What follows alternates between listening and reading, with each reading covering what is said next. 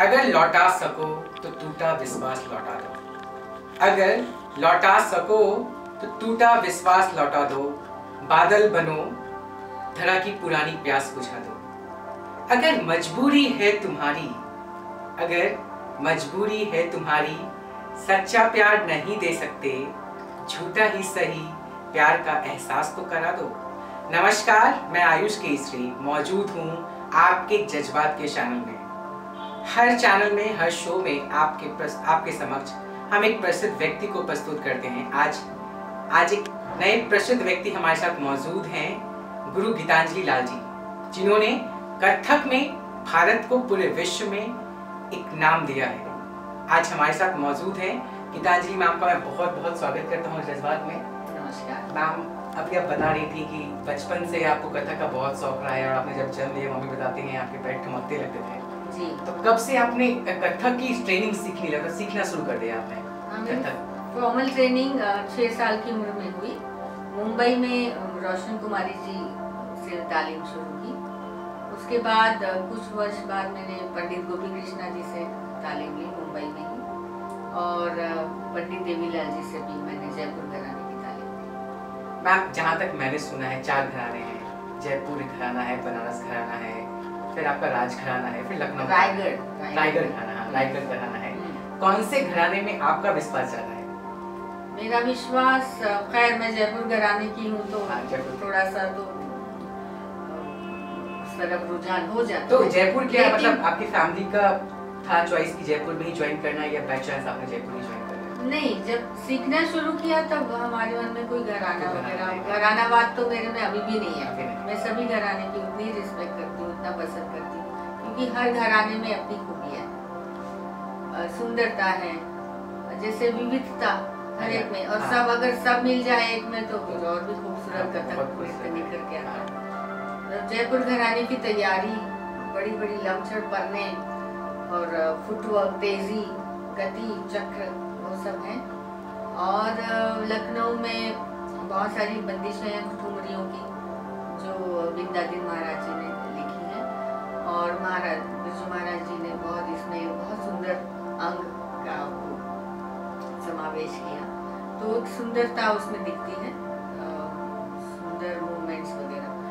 और बनारस घराने की बड़े बड़े लंबे कविताएं और रामायण महाभारत पर कथानक, उसमें भाव करना, ये सब बनारस घराने की देन है, और मुझे सभी चीजें सीखने का सौभाग्य मिला। तो मैम, आप जैसे सभी घरानों को जानते हैं, जयपुर, रायगढ़, लखनऊ और आपका दूसरा घराना जो आपका है बनारस का, तो सब में कुछ ना कुछ तो विभिन्नता रही होगी, कुछ ना कुछ तो डिफरेंस रहा होगा। वही तो वो डिफरेंस जो भी बताया आपने, बस वही डिफरेंस है, और मतलब कुछ और बाकी कथक सब्जेक्ट तो वही है ना, सब्जेक्ट्स वही है, कथक तो वही है। कथक तो एक बोलते हैं कि मॉडर्न एरिया में स्टार्ट हुआ, जब मुगल का एरिया था उस समय इसका इन्वेंशन हुआ। नहीं, उस वक्त इन्वेंशन नहीं, कथक तो सदियों पुराना। कथक क्या कथावाचन, कुछ बता सकते हैं आप इसके बारे में? Kathak derives from the word katha. Katha means a story and Kathak is the one who tells the story. तो कथक नाम की जाति प्रचलित रही है। कथक जैसे लोहार हो गया, सुनार हो गया, तो वैसे कथिक एक जाति। हाँ, फिर विभाजन कथा वाचन करते थे, अलग अलग कथाएं, हमारी पौराणिक कथाएं कहते थे, ज्यादातर मंदिरों के प्रांगण के बाहर, जैसे पहले तो ऑडिटोरियम और ये सब लाइट डिजाइन नहीं था, तो उनके लोगों का, गांव वालों का मतलब ज्ञान के साथ कला भी जुड़ी रहती थी, तो गाकर भाव बताकर पूरी कथा वो लोग कहते थे, तो उसमें कैरेक्टर भी पोर्ट्रे करते थे, तो राम बन गए, तो लक्ष्मण बन गए, तो मतलब अलग-अलग जैसे आज हम लोग टीवी के माध्यम से, फिल्म के माध्यम से उसको ट्रांसफॉर्म कर रहे हैं। वो एक कथक कलाकार करता था, तो गायक भी होता था, गाकर, बोलकर, कथा कहकर, तो वो करते करते वो कथक जो मुगल काल के दरमियान जो ये कलाकारों को जब दरबार में लाया गया, तो नेचुरली अगर आप एक राजा को प्लीज करने के लिए परफॉर्म कर रहे हो तो प्रेजेंटेशन में चेंज आ ही जाता है, तो उसमें काफी गति, स्पीड, एक कॉम्पिटिटिवनेस आ गया कलाकारों में कि भाई मेरा अच्छा हो, तो गति उसमें आ गई और कई चीजों का समावेश हुआ। कॉस्ट्यूम में थोड़ा डिफरेंट आया, हाँ, अंगरखा, छपका, ये वो, सलामी वगैरह वगैरह।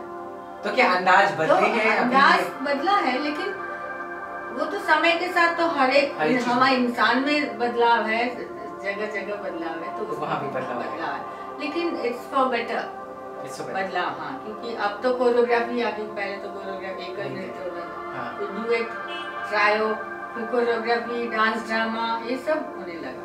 मैम, कथक का सफर आप 6 साल की उम्र से चला रही हैं और आज आप अभी तक कर ही रही हैं। मुझे लगता है बनारस में परफॉर्म करने वाली गंगा महोत्सव में, पर मुझे आपको जब मैं वीडियोस देख रहा था आपके, मुझे कहीं से आपकी बॉडी में एनर्जी कम नहीं लगी। मुझे लगता है जब 6 साल की उम्र में आप नाचती होंगी, इसी उम्र से इसी ऊर्जा से नाचती होंगी, आज भी नाचती हैं इसी ऊर्जा से नाचती हैं।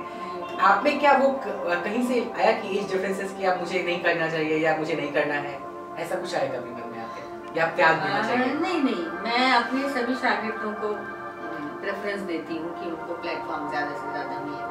जैसे मेरा बेटा अभिमन्यु लाल और मेरी बहू जो मेरी शागिर्द भी हैं, विदा लाल, वो उनके अलावा कई शागिर्द हैं जो काफ़ी उन्होंने नाम किया, काफ़ी परफॉर्मेंसेस कर रहे हैं। लेकिन ऐसा भी नहीं है कि मैं सिखाती तो रही हूँ लेकिन बैठ जाऊँ, मेरा भी तो मन होता है डांस करने में। पर अब देखिए, वो तो it's up to the audience. अगर जिस दिन ऑडियंस से मुझे लगेगा कि हाँ नहीं, वो बात तो समय के साथ नहीं आने वाली कभी। नहीं, let's hope for the best. लेकिन जब तक कर सकती हूँ मैं जरूर करूँगी, कथक की सेवा करूँगी। मैम, आपने यूके में, यूएसए में, रशिया में, इराक में, ईरान में सब जगह परफॉर्मेंस दी है। कौन सा देश आपको बेहतरीन लगा और क्यों? खैर, देश के लिए तो हम नहीं कह सकते कि अच्छा बुरा, लेकिन जब फेस्टिवल ऑफ इंडिया रशिया में था तब हमारा 2 महीने का टूर था, तो उसमें हमें काफ़ी लोगों से संपर्क हुआ और ये देखने को मिला कि वो हमारी कला के पीछे दीवाने हैं। और ख़ास करके उस ज़माने, जब 87 की बात है, 2 महीने का टूर था, तो राज कपूर के नाम से तो राज कपूर जी को तो इतना, मतलब राज कपूर हमको देख के वैजयंती माला, राज कपूर, वो सब, और हमारी फिल्मों के माध्यम से भी वहाँ पे काफी प्रचार हुआ।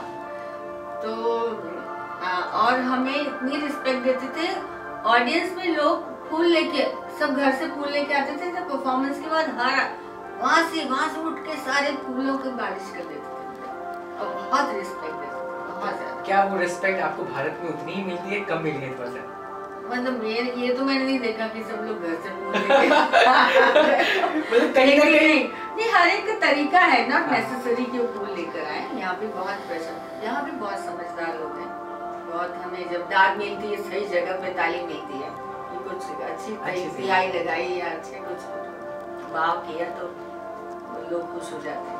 मैम, बॉलीवुड, टॉलीवुड और हॉलीवुड बहुत सारे वुड आ चुके हैं, क्या आपको लगता है अभी भी क्लासिकल का अस्तित्व बचा है या बचने वाला है आगे तक? अरे बहुत बचा है। हमारे जब मैं छोटी थी तब तो नृत्य के नाम से घर वाले कहते थे कि क्योंकि मेरे फादर एक शास्त्रीय गायक थे, उनके उस्ताद फैयाज खान साहब के शागिर्द थे, तो संगीत हमारे घर में था और हमारे बहुत उसको ऊंचा स्थान दिया गया है, संगीत और नृत्य। तो हम दूसरी नजर से देखते थे, लेकिन आम लोग, अरे ये लड़की डांस सीख रही है, डांस करे ऐसे वाला मुंबई में। तो अब तो सारी माताएं रोज आ जाती जी, मेरी बेटी को डांस सिखा दो, उसको टीवी में करा दो, उसको स्कूल में करा। अब तो गली गली में, तो ये नहीं कह सकते कि कम हो गया, मैं तो कहूँगी बहुत उसका फैलाव हुआ है, बहुत प्रचार हुआ है देश विदेशों में। इतने कार्यक्रम तो पहले नहीं होते थे, अब होने लगे, अब बहुत प्रोग्राम। मैम, स्टेज तो सच में बढ़ गए हैं या कम हो गए? बहुत बढ़ गए, डिमांड आ गई है मतलब। हाँ, और यंगस्टर्स को मौका मिल रहा है ना, काफी प्लेटफॉर्म मिल रहा है। लेकिन मैं कहूँगी कि हर एक कलाकार को जो सीख रहे हैं स्टूडेंट, उनको पूरी तैयारी करने के बाद ही स्टेज पे चढ़ना चाहिए, मेडियोक्रिटी नहीं चलती है। मैम, कई बार, क्योंकि कथक का जहाँ तक मुझे ज्ञान है, जहाँ तक मैंने सुना है, 7 साल मिनिमम चाहिए किसी भी नृत्य को सीखने के लिए, तो कथक भी है। और मुझे लगता है 7 साल 10 साल, 7 साल से 10 साल। लेकिन आजकल यूथ में वो इतना पेशेंस नहीं है कि वो 7 साल 10 साल तक इंतजार करें, पूरा सीखें, फिर वो आगे बढ़े। इसमें आप क्या बोलना चाहेंगी? सच में वो पेशेंस कहाँ से लाए आज के यूथ कि 10 साल तक पहले वो डांस सीखे, जो अभी आप बोल रही थी कि पहले परिपक्व हो जाए फिर परफॉर्म करे। तो मेरे कितने फ्रेंड्स हैं, बहुत सारे दिल्ली में बहुत सारे फ्रेंड्स हैं जिन्होंने अभी सीख ही रहे हैं, लेकिन they used to perform on the stage. तो वो कहाँ तक सही है और कहाँ तक गलत है? नहीं, पेशेंस तो नहीं है आपकी, समय फास्ट ट्रैक है ना। बहुत सही। तो नहीं करें, जितना कर सकते हैं, प्लेटफॉर्म मिलता है तो वो भी, स्टेज भी एक एक्सपीरियंस है, एक लर्निंग फेज है, आप एक्सपीरियंस मिलता है जितना आप स्टेज पे चढ़ोगे। लेकिन आपका जो फोकस है वो उस पे होना चाहिए कि आपको पूरी तैयारी करना है और उस लेवल तक सीखना है, मास्टरी। जैसे आप मास्टर्स कर रहे हैं ना, ऐसे नहीं तो ABC मैं सब बच्चों बोलती हूँ जब सिखाने आते हैं, अरे A for Apple, B for boy, अभी सीख रहे हैं कथक में भी A फॉर एप्पल, मतलब बिगिनिंग, और उसी में आप कह रहे हैं कि PhD करा दो, is it possible? Not possible. तो सेम वे कथक में भी एक धीरे धीरे एक तालीम होती है, शास्त्रीय नृत्य है ये, it's not just matter of हाथ घुमा दिए और बॉडी नाच दी, ये तो है नहीं, शास्त्र के अनुरूप इसकी तालीम होती है। जिस तरीके से नरेंद्र मोदी पूरे विश्व का दौरा कर रहे हैं, कहीं ना कहीं वो कल्चर को स्प्रेड भी कर रहे हैं।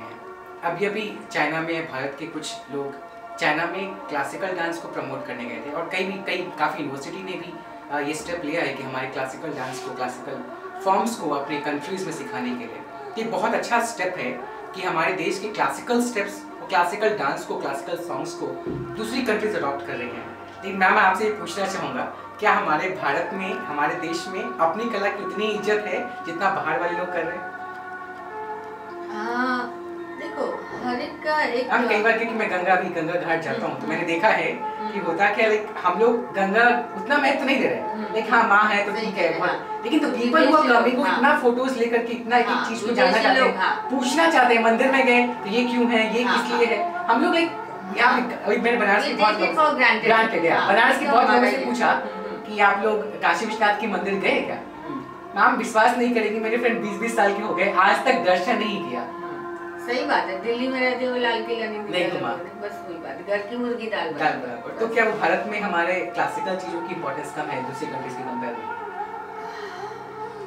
हाँ, कम है, उसको बढ़ाना चाहिए, कर्तव्य हमारा भी है, मेरा भी है, आपका भी। हाँ, तो क्या कारण क्या है उसका, उस कम होने? क्योंकि कहीं ना कहीं वेस्टर्नाइजेशन पे तो कारण मैं ये कहूँगी कि मॉनेटरी एस्पेक्ट इसका है कि अगर आपने कंप्यूटर इंजीनियरिंग करी या मास कॉम में जो भी आप कर रहे हैं, उसके बाद आपके पास एक सॉलिड जॉब अपॉर्चुनिटी है, बहुत पॉसिबिलिटी है, बहुत वैकेंसीज उसकी होती है।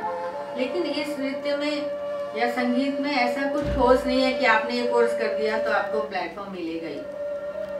ये ईश्वरी देन है, मैं तो कहूँगी ईश्वर की साधना है, और जो उस पर कॉम्प्रोमाइज कर सकता है कि थोड़े में गुजारा कर लेंगे पर कला को नहीं छोड़ेंगे, वही लोग इस राह पे जा सकते हैं, वरना ये मॉनिटरी वही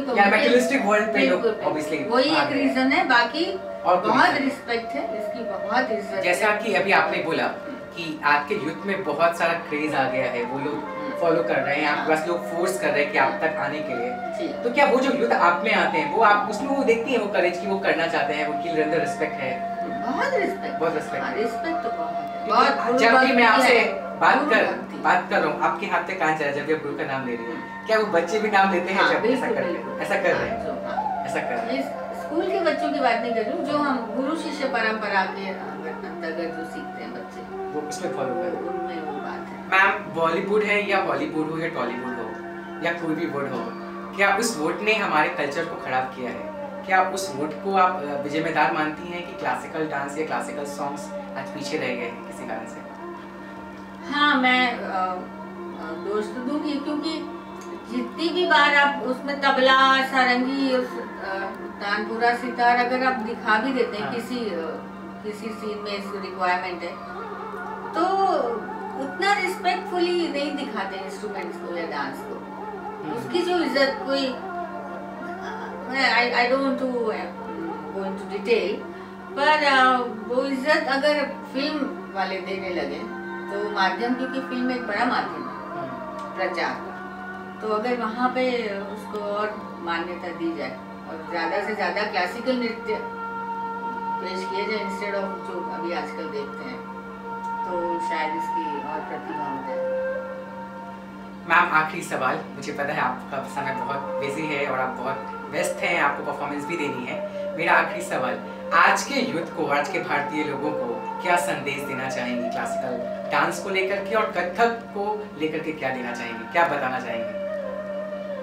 कथक हमारी परंपरा है, हमारी धरोहर है, हमारी संस्कृति है, हमारी इतनी बड़ी संपत्ति है। इसको संजो के रखने के लिए मैंने तो जिंदगी भर प्रयास किया है। इस तरह मैं चाहूँगी कि आज के आने वाले जो नई पीढ़ी है वो भी उसको संजो के रखें, सीखें, उसका प्रचार प्रसार करें, देश विदेशों में नाम करें। मेरी शुभकामनाएं। मैम को बहुत बड़े बड़े अवार्ड से सम्मानित किया गया। मैम से बात करके मुझे जरा सा भी एहसास नहीं हुआ कि मैम इतनी बड़ी पर्सनालिटी है, इतनी शालीनता और इतनी सरलता मैम में भरी है कि मुझे लग नहीं रहा है कि मैं इतनी बड़ी पर्सनालिटी के पास बैठा हूँ। लग रहा है कि शायद मैं अपने घर के फैमिली मेंबर से बैठ करके नॉर्मल डिस्कशन कर रहा हूँ।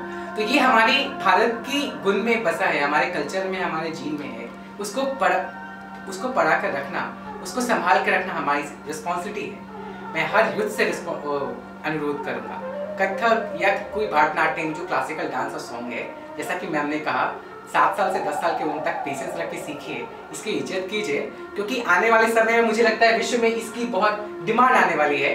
कहीं ना कहीं मॉनेटरी पॉलिसी भी वो आ जाएगा, जब इंटरनेशनल डिमांड उधर बढ़ रहा है तो कहीं ना कहीं वो भी आ जाएगा। हम जब विदेश में जाते हैं तो we are the cultural ambassadors of our country.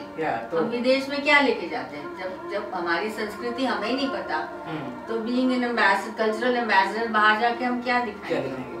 तो we have to learn our aspect, our subject well, very well. तो जाना जरूरी है और मैं विश्वास करता हूँ इस शो में मैम की बातों से आप प्रभावित हुए होंगे। इस शो में आप, मेरा समय आ गया है अलविदा लेने का, आपसे फिर अलविदा लूंगा, फिर नए शो में आप मौजूद होंगे आपके साथ। आप अपने विचार मुझे www.facebook.com/youngassociation पे मैसेज कर सकते हैं या जज्बाat@gmail.com पे ईमेल कर सकते हैं।